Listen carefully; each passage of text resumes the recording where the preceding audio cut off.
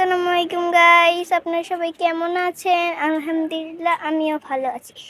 দেখেন এখানে কত সুন্দর একটি হলুদ জবা ফুল, দুইটা আমার পছন্দের হলুদ জবা ফুল।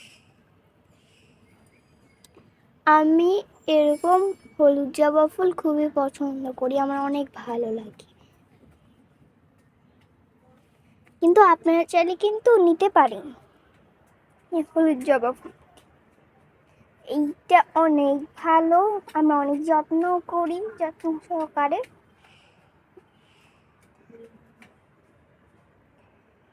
আর এইটা নিলে আপনারা অনেক ভালো, আপনাদের ছাদের জন্য অনেক ভালো হবে, সুন্দর লাগবে।